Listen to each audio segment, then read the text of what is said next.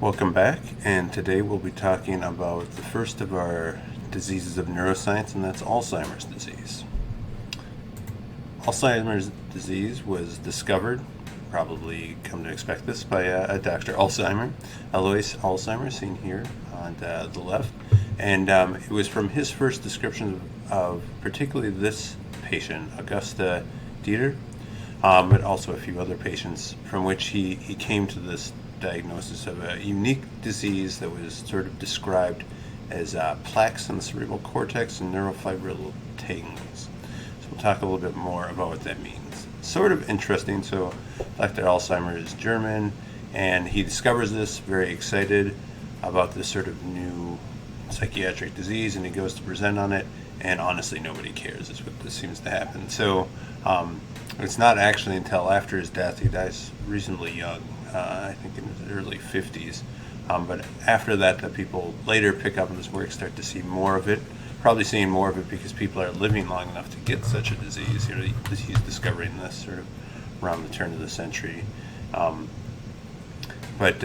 sort of prime example of one of those scientists who's worked and really make that much impact in his life, but has been a huge impact since then. So a real key to his findings was, patients, we'll talk about the symptoms of Alzheimer's, but memory loss, a number of different psychiatric effects. Loss of sleep is actually a huge one, and one of the ones was there, and I believe that patient in particular had been described as having paranoia. There's a number of different psychiatric features, but the loss of memory is the real hallmark we're familiar with. But this is the sort of histological disease that Dr. Alzheimer described. And what you're looking at here is drawings of early versus late stage Alzheimer's neurons, right? So these are very old drawings. Now what we do today, we actually take pictures of them, but you can see sort of early stages. Neurons look okay in general. I mean, you don't maybe know what an okay neuron looks, but these look pretty normal yet. I think they look like sort of books, but they've got these little swirly fragments in them, right?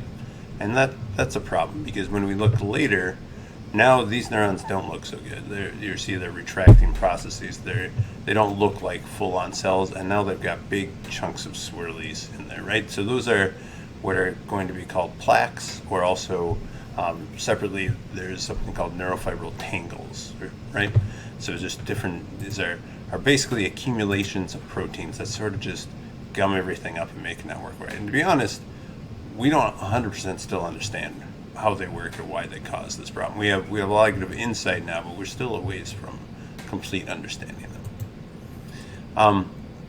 So this took a while. So later on, people look, and was this whole thing? It was really, correlation versus causation, right? That's what we keep coming back to. And so they saw patients. They had memory issues. They had sleep issues. They had maybe some other psychiatric disease, and then they had these plaques or disruptions in their brain. Are these really useful? Dr. Alzheimer looked at just a handful of patients. So later on, they look at a number of patients and look at them, and they actually quantify how many of these plaques, these buildups of protein they see. So if you go down the right side of this x-axis, that's more plaques, and the y-axis is how well they did on a sort of memory test. And what you should see is basically if you have no plaques down here, you do very well in general. But sort of progressively, more plaques you have, you can see a downward trend where people are doing worse and worse. So this was, again, correlational, but this is a stronger correlation, right? There seems to be something, these plaques start to mean bad news for your memory. So what are the symptoms of Alzheimer's? Memory recall, that's the one we're all familiar with. But many other things. Changes in behavior, withdrawal. This is probably something that you are aware of if you've ever met or known of someone with Alzheimer's disease, right? They tend to become less social, I guess, was just the straight way to say it. So withdrawal, they're less part of groups. Right? Disorganized, that can mean a few different things, sort of not placing things back where they used to, but also just general disorganized thoughts, sort of losing yourself partway through. They get lost more easily.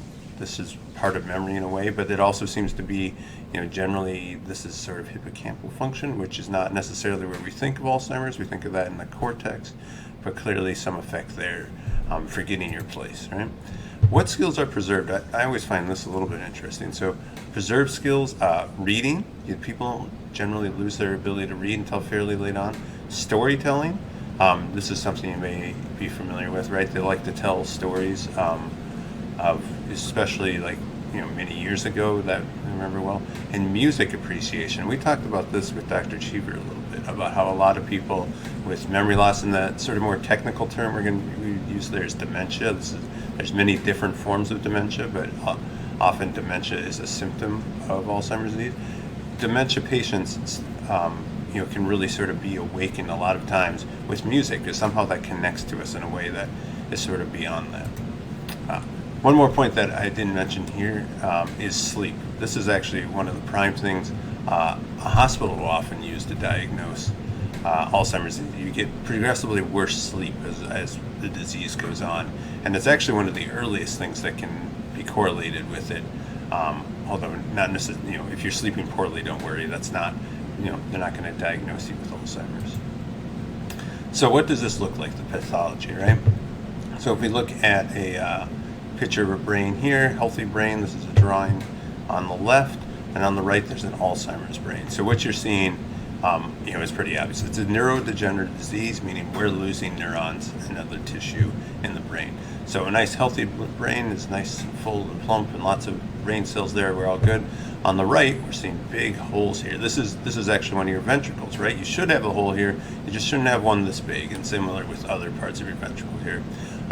This is a very big hallmark, is these fissures in your brain, right? You should have wrinkles, right? But they should be pretty close, not these big canyons here that we're seeing here. And if you look at this is a Alzheimer's brain surface that you're looking at, somebody's real brain, and you can see this sort of looks shriveled up in a way that this healthy brain should look sort of very full. I think that sort of shows. This is a question I want you to think about. I don't know if we'll have time to come back to talk about this class, but I will mention it if we do. Remember way back towards the beginning of class, we had this guy, I think he was a mail worker, who he basically had hydrocephalus, where his ventricles had filled with fluid and squished all his brain when he was young, right? So he has, remember this on the outer parts here, this is brain, this is just fluid where it's black. And right, so he has very little brain compared to what we should have. So how did this guy, he was pretty normal. He had slight defects, except for some extreme cases, right? But in general, he was able to function a normal life, had a family, kids, job. Nobody really noticed much about him. Why is that not true of people with Alzheimer's? If you look at, they actually have much more of their brain preserved. So why do you think that's different? I'll give you the big hint here, is that it's when do these diseases take place is a big part of it. All right, so cell biology of Alzheimer's disease. I, again, know that everybody's biology background and desire to deal with biology is varied, so I won't deal with this too much, but the main thing is your cells produce a protein called A beta. And normally it does this, and that's fine, and that's good, right? We don't exactly know what it does, but it seems like we need it, and it doesn't cause any problems normally. However, for whatever reason, particularly as we age in certain people, this protein becomes not what it's supposed to. Normally it gets chopped up, all things, it's fine, it does whatever, right? But sometime later on, it starts to form what are called aggregates, right? So if it gets sort of chopped up in a weird way, then they start to glob onto each other, and you get these big, chunky, gluey masses until eventually you get what's called an amyloid plaque. These are those Alzheimer's plaques we're talking about. And what this figure is trying to show is that there's a lot of different proteins and enzymes along the way, or trying to different steps in this process. We have a number of different drugs that are meant to stop each one of these steps. But barely any of these have really shown any effect. In fact, basically all the ones here, I think, have not shown any effect in humans. They all work great in mice, but humans don't seem to get functionally any better. So another big thing I want to think about, we sort of talked about how we're always a little bit behind in neuroscience, is why don't you think these drugs work? Do you think this tells us something about the disease? Right. Oh, and I also want to mention here, there was two parts of two hallmarks of Alzheimer's that he mentioned way at the beginning. There's these amyloid plaques, which are the one that we talk about for the most part. And then there's these neurofibulary tangles. They're from a different protein that's associated with microtubules called tau. That, again, it also does the same thing. We don't completely understand why, but as we get older, sometimes it starts to form these aggregates that just gum up the inside of cells. And again, we don't exactly know why this is so detrimental, but you can just sort of generally imagine it like sort of gums everything up and things don't work like they're supposed to, but the exact details are a little bit unclear. We also don't really know why it goes from working completely normally when we're younger to, in certain people, not everybody, it stops working when we're older. Same thing with the plaques. Oh, and one other question I did want you to think about. So none of these inhibitors, drugs have worked. Does that tell us something about the disease? And the big thing I'm going to say there is that these were the hallmarks of Alzheimer's, right? These plaques and these tangles. It is possible, and I think that a lot of people are sort of increasingly becoming maybe even probable, that these are sort of an after effect and not the cause of the disease. Maybe it's happening much earlier before this, and it's sort of just a side effect. But we've spent our whole, basically, life of research trying to look after this rather than understand the basics of the disease. So again, it's a place where maybe sort of more creative research would be useful. On the other side, it's very hard to get funded to do research in anything related to Alzheimer's that isn't focused on these two things, because there's such momentum in the field to sort of look at them. Right. Genetics of Alzheimer's disease. Approximately 70% of Alzheimer's disease risk is genetic. What does that mean? Because this is the thing I would like to spend more time talking about, but it's sort of a hard thing to think about. What does that mean to be 70% of the risk is genetic? Does that mean that your 70% of people get it based on genes? That doesn't really make sense. Now, what it generally means is that of the people who get Alzheimer's disease, if we do a whole bunch of different correlation studies, we can say, oh, your genes were 70% of the reason that you got that.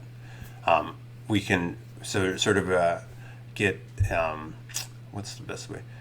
Like the other 70%, or other 30% of people who get Alzheimer's disease may have no genetic risk, but they attribute it then to probably environment or personal actions or maybe some other trauma, right, that happened.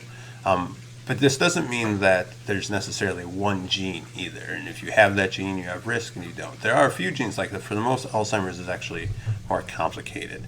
We just know it has something to do with your genes, but we don't necessarily know what genes. We do know a few, though, right? In particular, Alzheimer's disease, we're normally talking about 65 or older. If you get it earlier than that, it's called early onset Alzheimer's. And mutations that lead to that are in APP, Persillin 1 and 2, right? So APP is the amyloid precursor protein. That's this whole protein that makes amyloid beta before. So it's this big protein, mutations that can cause it. And then PSN1, where are you on here? It's another name for the secretase complex. It's part of this cutting, basically, process. One of these proteins, and so mutations to this thing that cuts up the protein can also lead to early onset Alzheimer's. Late onset, and we'll talk about this more, is due to this gene, or the main gene, and this still isn't account for all, but I think it accounts for like less than 20% of cases can be related to ApoE4. But that means there's a whole bunch of Alzheimer's cases. We don't really know what gene, and probably due to multiple ones. So what's ApoE4? So we all have some version of this gene, basically. There's ApoE2, 3, and 4. They're very slightly different. We don't 100% understand all their function, but what we know in general is that they're important for transporting fats and lipids, right? And cholesterol and things. So making sure that you have the right amount in your blood versus the right amount in certain types of cells. And this is a summary diagram saying that they're different in different ways. So we can see things like E2 is greater than E3 is greater than E4 for getting rid of that A beta protein, right? So that's why E4 is going to end up being the worst one to have, E2 the best for Alzheimer's disease. Different sorts of transport or production can also be affected by that. But here's the key thing I want to talk about. So ApoE3 is the normal one, and it's the one that most of us have. Now remember again, this is for every gene, basically, that's most genes, I would say, we have two copies, right? One that we got from our mom, one that we got from our dad. So you can have one copy of E3, one copy of E2, right? Or two copies of E3. But everybody has two of these genes, right? So E3 is generally considered the normal. It's the most common, at least in sort of a population. Actually, I think it's actually most common everywhere, though there are slight variations depending upon where you come from, right? ApoE2 is considered protective against Alzheimer's disease. However, it shows increased risk of atherosclerosis and type 3 hyperlipoproteinemia. Mainly, these things are, it protects against Alzheimer's disease while increasing our atherosclerosis is sort of hardening of your vessels, increase the risk of cardiovascular disease. Both of these can lead to that.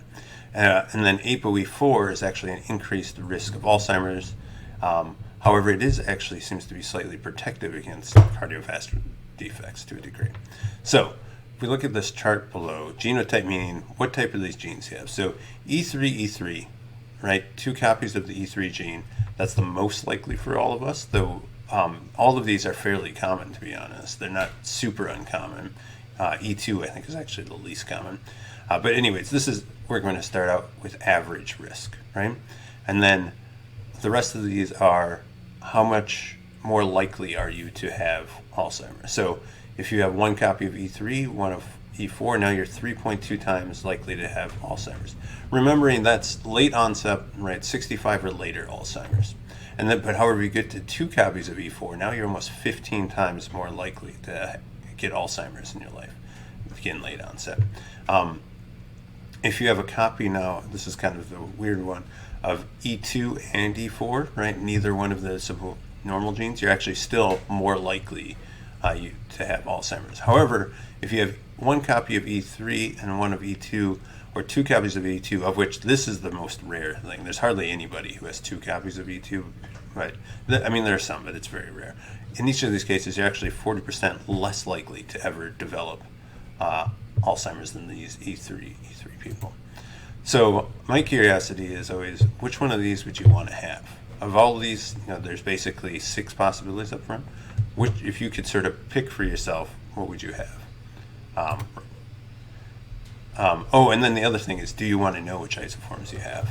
I always go back and forth with that. If anybody has done the full 23andMe, they won't surface that data to you, but you can dig and find which versions you have. This is part of this. They do it for this gene, but you have to look at sort of the raw data and dig it out yourself and figure out what it means. But you can find this. So think about these, and again, if we have time, we'll come back to these, or you're free to ask me whenever if you have questions about that. So that's what we have for Alzheimer's disease. I hope that really just serves as an introduction and sort of piques your interest in learning more about it. Right? So that's what we have for this class. Thanks. Bye.